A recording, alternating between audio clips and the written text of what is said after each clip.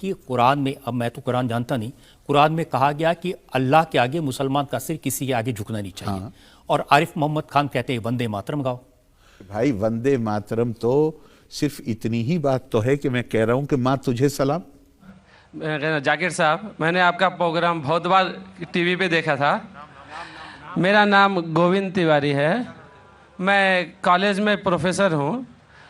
मैं जिस एरिया में रहता हूँ उस एरिया के आसपास कई मुस्लिम ऑर्गेनाइजेशन अपनी स्कूल चलाते हैं, और उस स्कूल में स्टार्टिंग में जब प्रेयर होता है वहाँ पर न ही वंदे मातरम गाया जाता है। जब मैंने उनके प्रिंसिपल से पूछा कि आप ऐसा क्यों करते हो, आप वंदे मातरम क्यों नहीं गाते हो स्कूल में, तो कहते हैं वंदे मातरम में हिंदू है। और उनकी स्कूल में, कई स्कूलों में हिंदी भाषा ही नहीं है, हिंदी ही नहीं पढ़ाया जाता है। और उनके कहा ना देशभक्ति की कुछ भी पढ़ाने के लिए वे कतराते हैं। देशभक्ति के लिए आपके मजहब में किस तरह से डिफाइन किया गया है, ये ज़रा मुझे बताएंगे। भाई साहब ने एक सवाल पूछा है कि वो कई बार मेरे प्रोग्राम सुनते हैं टेलीविज़न पे, और कहा है कि एक इलाका है जहाँ कई मुसलमान स्कूल है लेकिन वहाँ वंदे मातरम नहीं पढ़ाया जाता है, हिंदी नहीं पढ़ाया जाता है, क्या सही है? और आपके मज़हब में, इस्लाम में देशभक्ति के बारे में क्या कहा गया है? पहला सवाल कि मुस्लिम स्कूल में वंदे मातरम क्यों नहीं कहा जाता। हमें ये देखना चाहिए कि कोई भी गाना या कोई भी चीज़ आप कहते हैं उसकी मानी क्या है। आप जब वंदे मातरम पढ़ते हैं उसकी मानी है कि हम सिजदा करते हैं इस देश जो हमारी माता है, ऐसे कहा जाता है, और हम इसकी पूजा करते हैं। ये हमारे लिए शिर्क है, शिर्क है इस्लाम में, और गलत है हिंदुइज्म में भी। हिंदुइज्म में भी आपको इबादत सिर्फ करना चाहिए एक खुदा की, धरती की नहीं। तो हिंदुइज्म में भी गलत है, क्रिश्चियनिटी में भी गलत है, इस्लाम में ही गलत है।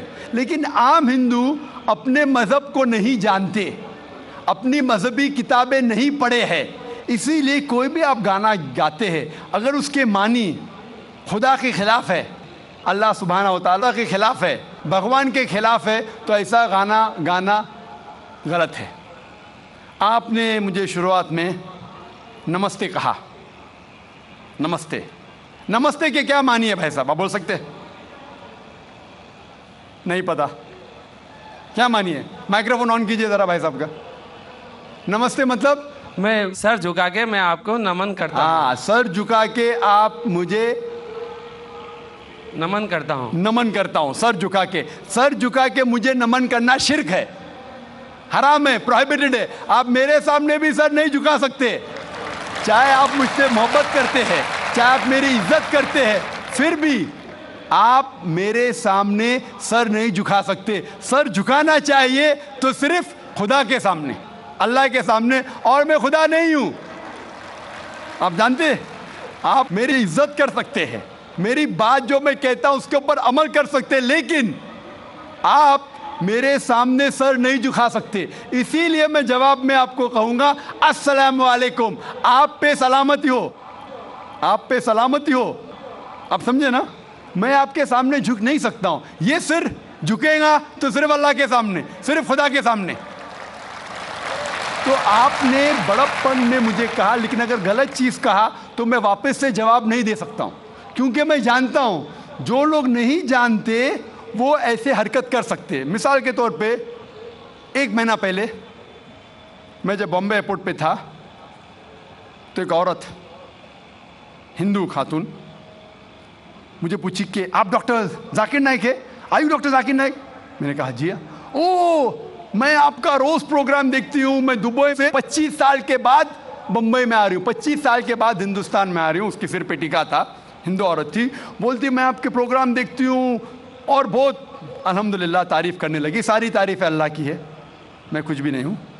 और फिर कहने लगी कि मैं तुम्हारे पैर छूना चाहती हूँ।